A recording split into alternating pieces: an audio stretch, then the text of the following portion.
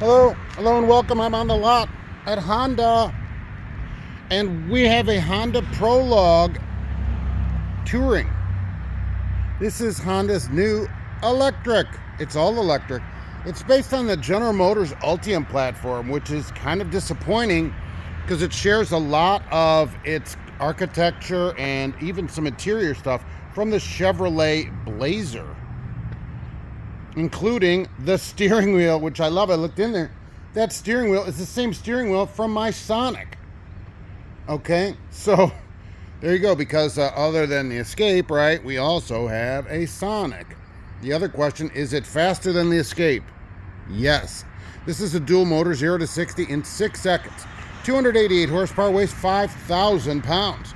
About a 270 mile range, approximately, within a few miles. And what do you think about this color? Do you like it? Because it's extra, of course. Okay.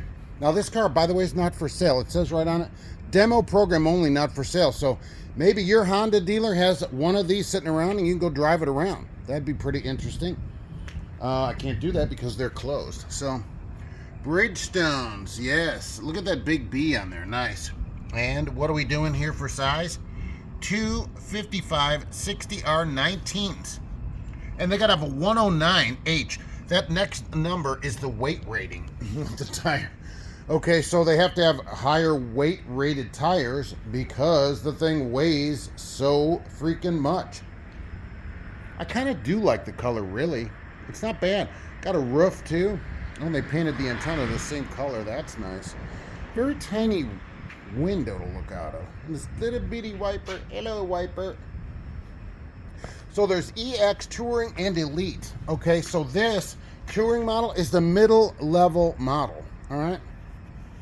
And the sticker is behind dark glass. So I'm going to tell you the price because it's going to be hard to see. I'm going to try and show it to you here. Let's see what we get. Anything?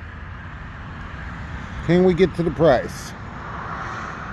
See, demo program not to sell.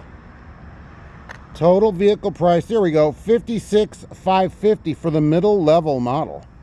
Here's some more interesting. Where's it made? Korea, 22%, Mexico, 16%. But we come down here, right, it's made in Mexico. The motor's in Korea, and where's transmission? China. Okay, China. Is that great? That's just great. Charging's up front here, and that's something they need to kind of standardize on these cars. You got to figure out where it is. See these mirrors too? These are from Chevy, so this one has heated leather seats. It does not say that it has a heated steering wheel, which is kind of disappointing because what they do on these cars is tell you, well, don't run the heat and heat your seats or whatever. So that's something. But that steering wheel, which is hard to see in there, because it's bright out there. But I'll tell you, that wheel, that is a Chevy steering wheel. Look at that. And I read that. And the switchgear in here, also from Chevy. So that's really something. That's really something. This color's $455, by the way. It's the only option on this car. I kind of like it. It's not sparkly, though. I do like sparkles. This one doesn't have sparkles in it. Color, that's a personal choice. So 121-inch wheelbase on these. They just started selling them in March of this year. Depending when you watch this, I guess they could have been out for 12 years. So I don't know. Up to you. Up to you. I'm not an electric car fan yet, right? It's just not going to cut it yet. And of course, the range, you know, I can go 470 mile range on my car and then fill it up in 3 minutes. So the real problem for me on electric cars, it's not really the distance, the range. They always tout the range. But to me, that's not the problem. The problem for me is the recharge time. I don't want to have to sit around for 30, 40 minutes, even at a high speed, 45 minutes charging, especially if I'm traveling somewhere at night. Do you want to go to some Walmart that's closed at 2 in the morning on a trip and have to charge your car for 45 minutes? I mean, no, you're plugged in. I just don't like it. I don't like it. So they need to solve the recharge rate, and I would be in. And I know you say, well, most people charge at home. Yes, but on the trip, that's where your problem comes. So I would not be a fan of electric cars yet until they solve that. When they solve that, yeah, maybe, right? Because it's way cheaper to run it. Although this thing is $56,000. So you got to think about that. $56,000. So you know, you can get a lot of car. I have actually more options on that car than this thing does. And it was not $56,000, I'll tell you that. So that's something to consider also. The extra cost. Oh, well, Mark, I save on gas. Well, yeah, it's 20 grand more than a gas-powered car. So that's a lot of gas. I can go pretty far on $20,000 of gas. Something to think about also.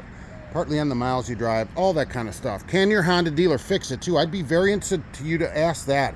If you're going to buy one, go check out the shop at the dealer you're going to buy the car from and see, you know, talk to the mechanics or talk to them back there. If there's a problem, you know, have they been trained? Do they have parts? Can they fix this kind of car? Because this can't just go down to Jimmy Joe Bob's shop, pizza shop, muffler shop, and pizza parlor, and, you know, auto shop and get this thing fixed. You can't do it. You're not going to be fixing it in your driveway. So, something to think about, all right? That's the Honda Prologue. I'm really kind of disappointed that it's on this GM architecture that's on the Blazer and Lyric, of all things.